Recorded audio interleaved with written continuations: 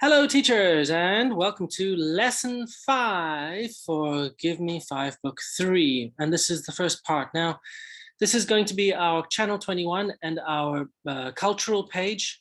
And here we are. And this is what we focused on in this particular lesson. Now, for this particular video, I think for this clip, part 1, I think it's going to be quite short. Part 2 is going to be quite short.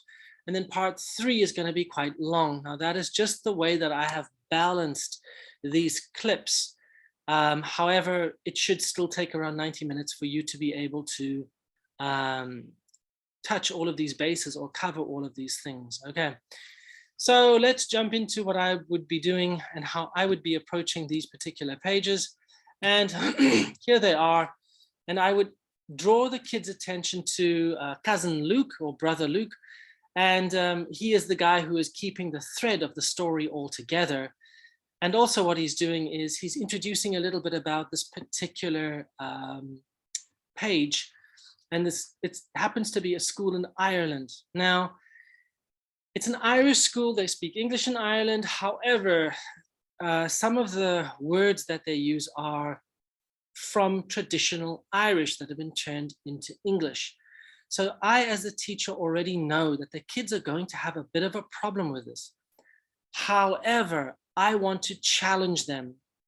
So I'm going to jump straight into the reading part. And I'm going to say, all right, boys and girls, please get out your books. Go to page 15, I think it was. And Team A, you are the first paragraph. So Team A is going to stand up. And Team A is going to start reading. Now, I know that they're going to struggle. That is the point of this exercise. However, when they're struggling, I will then help them with the word. I'll read it and I'll give it to them and then they can follow on with me. But I do know that it's going to be a bit of a struggle.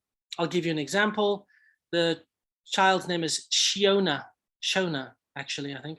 And the word is Gaelic football. So they're going to have problems with those words. Anyway, that's not the point. The point is I want them to be challenged and I want them to figure that out for themselves. If they're unable to, that's not a problem because that is not the purpose of this exercise. I will then say, all right, thank you for reading, boys and girls. All right, number 1, who's the girl? It's Shona. What does she like to play? She likes to play Gaelic football. Does she play on Thursdays? No, she doesn't. She plays on Fridays. Okay, so after the questions, I will then give them a point or points depending on how well they performed. I will then ask another team to stand up and they will then read as well. And then it'll be, hi, my name's Teresa. My favorite activity is Irish dancing. Once they've finished reading, okay, great. I will give them the questions. And as you can see, they're quite content-based. So as soon as they listen to the question, they could read the answer from the book. And then I'll give them a point and they sit down. And I will do that for all of the paragraphs, or I should say for all of the students.